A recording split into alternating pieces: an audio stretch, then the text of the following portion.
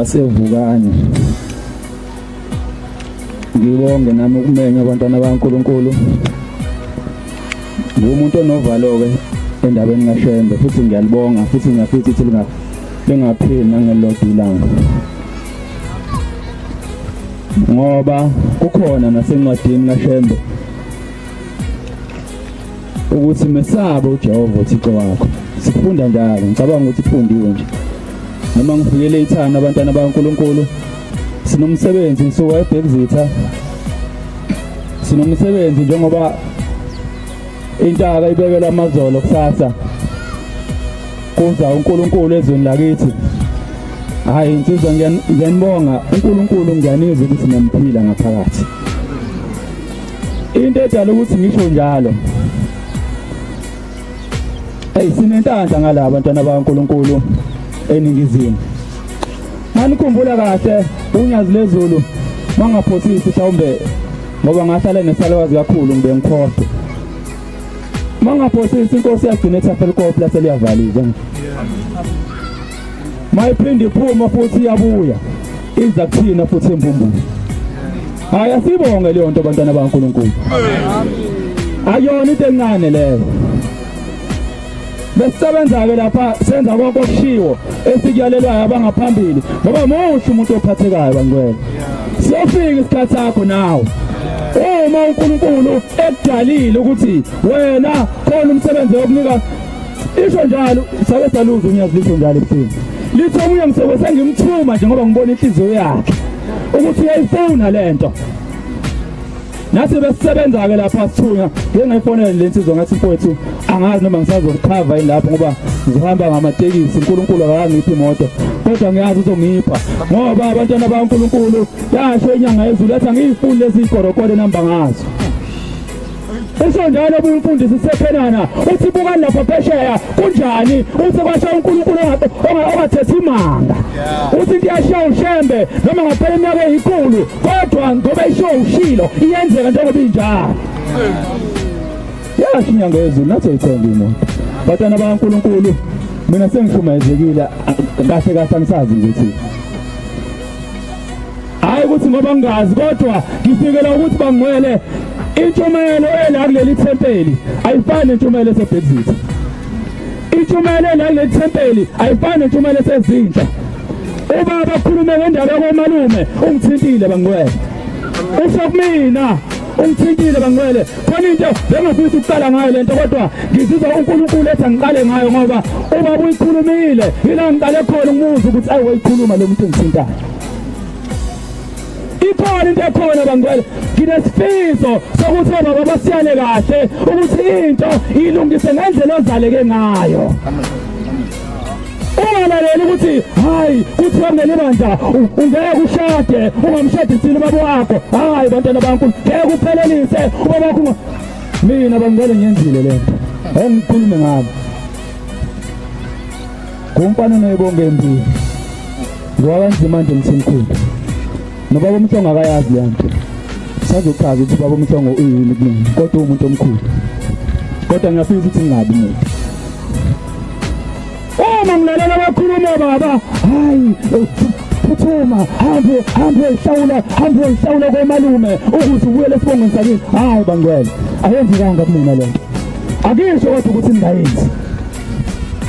Benza lento ngiyakhumbula bathatha ubaba wambatha obizwa ukuthi udala inkinga uyahamba ngesitimela baba ngimthathe nje ngoba isalukazi esidala ubaba esakambatha ngithi hayi ngoba kukhona umhlobo kuzoba ngcono ngizophelezela lo baba ngayithatha imali bayakoba bekhona baba abanye besebenza ngikhumbula ubaba wesebenza lapha eTitan inkampani kusakuhle nje kusasebenza lapha eTitan zingakafiki nazo ziphe khona.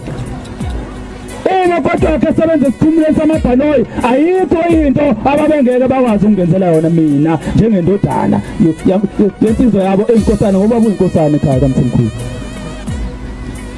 Masangenza lento ngibuza kumkhulu uNzimande ngithi mkhulu kwenziwa kanjani angiyalele hayi batshele benza ukuthi sayenza lento bangcwele yahlatshwa imbuzi kwathiwa ngiyakhishwa komalume sengise ekhaya kaMthimkhulu. Lolo baphela insuku zabantathu yabo impendulo iwesalwazi nesenzalayo kuthiwa lento ekade noyenza iphumelelanga laba abantu kufanele lalelani bangcwele idlozi alisilona isilima liyabona ukuthi abantu bayasebenza bangenza lento kodwa manje kuthole ngana kube yona ezozenzela lento khona umuntu oyathi ubiza isibongo esibongo mabiza isibongo sakho umalume wakho ngiyasiza ukukutshela namhlanje uma ubiza isibongo sakho umalume wakho awurong usendaweni efanele impela uma ukuthi wathelakala ngaleyo ndlela ukuthi abazali bakho abasinanga number 1 yes asilongi luthunya zezulu endlela zimnandi ingane yalatshelwa kukhishwa inkomo yesonto kukhishwa inkomo ukuthi yakhishwe esibongweni hayi indaba yokunqamlela amen igabeni uthola umhlaba wonke le uthi hayi khiphe imbuzi hayi bangena umuntu into enkulu kabi akusiyo futhi umuntu akafi uzibona ukuthi into enkulu kangakanani uyabuya zosho ukuthi ngihambe kanjani kwakunjalo nasendulo singayabi lezo nengaka umuntu wakhuluma esathunguzela nje athi abantu bami ngifisa ukuthi la ekhaya kwenzeke kanje ngoba sasathumele nemndeni manje sezona kakhulu icala bangcwele alikaze liphele lingathithwanga sisenkantolo njengoba sila sizothatha amacala asingahlali senabe sinethezeke sijabulela ukuthi hawu ngoba ngiyasebenza ngiyakwazi ukuthenga le mnazethe egqokayo nale mkhele egqokayo futhi sekulungile singanabi uzolungiswa la bangcwele base ngiyadana khana ngalendlela ukuthi ngize ngiyibongele hayi cha phela ngoba khona ayilikhiphusa mangiyibongele ngithi ngumakhulukhulu kunje kwezamile emthonjeni alikhiphusa mangisho njalo ngoba khona kodwa lalikhona ngoba wabahandisa ngeqiniso ushamba ufuna umoya weqiniso akafuna manga kodwa futhi ungazo actor la futhi ushambe ungazomjwayela ushamba akajwayela bangcwele bawushiya sewuvele umuzokhazimulayo bahlehlele emuva sibonile bathi maka lankhona basesele emuva namhlanje kusenze basenyadala akude ngabathola abantwana ngoba into kuleli buku hawu bantu asemdalwe likunike nje izinto ezidingayo likunike nje noma kuza kanzima kodwa likunikeza ngithela isikhathi esifuna ukwakha sengithi nyaka waqala ukhiye wavela ukhiye babuyile basho kuma ukuthi leyanto benoyenza ayiphumelela bafuna ukulandelela ngahonga mina athi mina ngomthi inkulu yenzekile ungaphikisa abangasekhona la emhlabeni abantu abangakuthatha bakufaka ngaphansi kwemoto uma ngabe ungezela emadilini benza njalo entombazaneni isukela ubaba nganyayo ithi urethe ingane angazi ukuthi kubangwa ningi izinto ezenzeka emhlabeni umuntu yakwazi ukubula lo munye ngoba ebona ukuthi uMasilabisantu uvuthi angani mawuki lo nto ukhuluma lento izemsakazweni ithi bengihleli kanzima lapha nejele engicambela amanga uma ka owami lamagama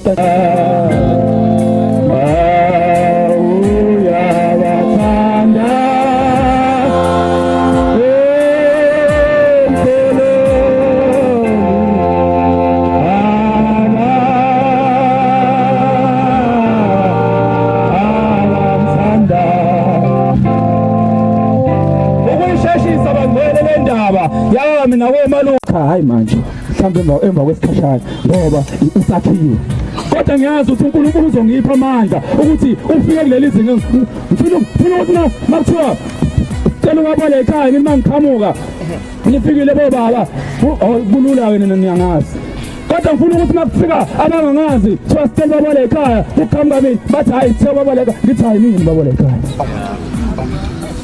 ngoba uNkulunkulu uyakhulisa khona ebunganeni bakho ekakhulukazi uzoba neqiniso kule nkolo bangcwele afunakala ukuthi oyathi kube umuntu obhiza kakhulu konke ingiphathe kabi bangcwele khona ingiphathe ngiyaxolisa ukuthi ngikhulume lento abe ngoba ngingcwele noma ngasenzi sona uthi bangcwele emafonini ethu siyintsha siphuza utshwala size siposte yini uNkulunkulu singamhloniphi kangaka uyinazarethu ngobona uyisibuko usawethwezwe usibani sezwe thiwa asophela isibani sibe ngaphansi sibe ngaphezulu wena lapho khona fanele ubona ngalo ukuthi uyinazaretha uma nisophuza utshwala uzufaka ukuthi kubone nabanye abantu awuboni ukuthi wena ucicile laphansi isithunzi salenkolo ucicile laphansi isithunzi sikashembe into enkulu kangaka bangcwele ayikho into efana le emhlabeni ukube nohulumeni